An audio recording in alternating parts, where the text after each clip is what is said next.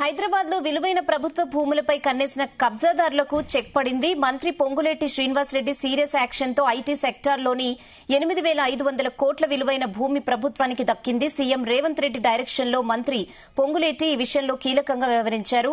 పొంగులేటి ఆదేశాలతో రెవెన్యూ శాఖ principal secretary Naveen Mittal ఈ టాస్క్ ను సక్సెస్ఫుల్ గా పూర్తి చేశారు. సుప్రీంకోర్టుకు పక్కాగా ఆధారాలు సమర్పించి కేసును గెలిచారు. విలువైన భూములను కాపాడిన పొంగులేటి నవీన్ మిట్టల్ కు అన్ని వర్గాల నుంచి ప్రశంసలొస్తున్నాయి.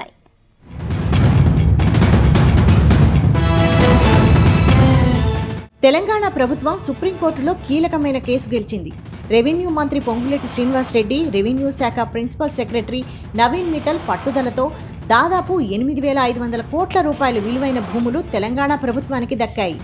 ఐటీ క్యారిడార్లోని రాయదుర్గం పైగా భూములు 84.30 ఎకరాలు ప్రభుత్వానివేనంటూ సుప్రీంకోర్టు తేల్చి చెప్పింది.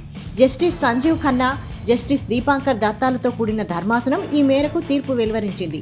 రాయదుర్గం పైగా భూముల విషయంలో మంత్రి పొంగులేటి శ్రీనివాసరెడ్డి, నవీన్ మిట్టల్ తీవ్రంగా శ్రమించారు.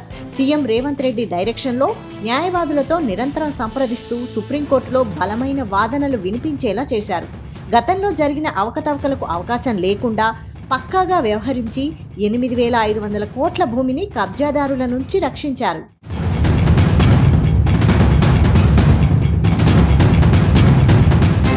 రాయదుర్గం సర్వే నెంబరు 46లో 84.30 ఎకరాల భూములపై దశాబ్దాలుగా వివాదం నడుస్తోంది. పైగా భూములు ప్రభుత్వ రికార్డుల్లో పోరంబోకుగా నమోదయ్యాయి. 1952, 53 నుంచి 1954, 55లో ఖరీజ్ ఖాతాగా పెంటయ్య ఇతరులు అనుభవదారులుగా ఉంది.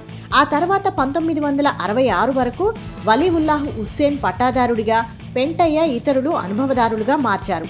మళ్లీ 1966, 67లో తిరిగి ఖరీజ్ ఖాతాగా మారింది.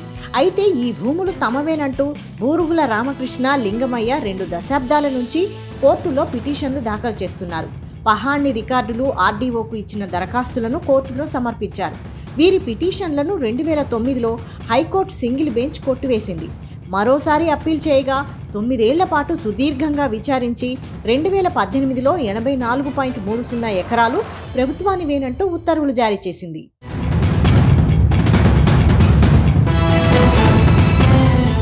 రెండేళ్ల క్రితం ఈ ల్యాండ్పై హెచ్ఆర్సీ జోక్యం చేసుకుని ప్రైవేట్ పార్టీకి అనుకూలంగా తీర్పునివ్వడం సంచలనమైంది. మళ్లీ ఈ ఉత్తర్వులపై డివిజన్ బెంచ్ను ఆశ్రయించగా అప్పట్లో రెవెన్యూ అధికారులు సరైన పత్రాలు సకాలంలో సమర్పించకపోవడంతో వారిద్దరికీ అనుకూలంగా హైకోర్టు 2022 ఏప్రిల్లో తీర్పునిచ్చింది. కేసు వీగిపోయేలా ప్రభుత్వం వాదనలు సరిగా వినిపించలేదనే ఆరోపణలు వచ్చాయి. ఈ ల్యాండ్ని చేజిక్కించుకునేందుకు ప్రైవేటు వ్యక్తులకు కొందరు సీనియర్ ఐఏఎస్ అధికారులు కూడా సహకరించారన్న ప్రచారం జరిగింది. ఈ క్రమంలోనే సుప్రీంకోర్టుకు వెళ్లకుండా రెవెన్యూ అధికారులను బెదిరించారని సమాచారం. అయినా రాజేంద్రనగర్ ఆర్టీఓ చంద్రకళ, శేరిలింగంపల్లి రెవెన్యూ అధికారులు సుప్రీంకోర్టులో స్పెషల్ లీవ్ పిటిషన్ దాఖలు చేయగా హైకోర్టు తీర్పుపై సుప్రీంకోర్టు స్టే విధించింది.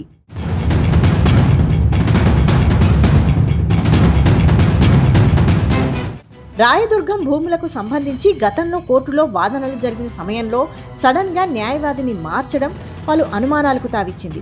మొదట సీనియర్ అడ్వకేట్ వైద్యనాథన్ను ప్రభుత్వం నియమించింది. అయితే కేసు కీలక దశలో ఉండగా వైద్యనాథన్ను మార్చేశారు. బడాబాబుల కోసమే అలా చేశారనే ఆరోపణలు వచ్చాయి. కాంగ్రెస్ ప్రభుత్వం రాగానే సీఎం రేవంత్ రెడ్డి రాయదుర్గం భూములపై ఫోకస్ చేశారు. రెవెన్యూ మంత్రి పొంగులేటి శ్రీనివాసరెడ్డికి బాధ్యతలు అప్పగించారు. మంత్రి పొంగులేటి ఆదేశాలతో ప్రిన్సిపల్ సెక్రటరీ నవీన్ మిట్టల్ తనదైన మార్కు చూపించారు. భూములకు సంబంధించిన పక్కా రికార్డులు సంపాదించారు. గతంలో కేసును వాదించి మధ్యలో తప్పించిన సీనియర్ న్యాయవాది వైద్యనాథన్ను తిరిగి నియమించారు.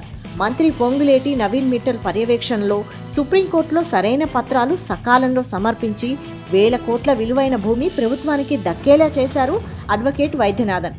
రాష్ట్ర ప్రభుత్వ కౌన్సిల్ వివి గిరి, ఏఓఆర్ పాల్వై వెంకటరెడ్డి కూడా వైద్యనాథన్కు సహకరించారు.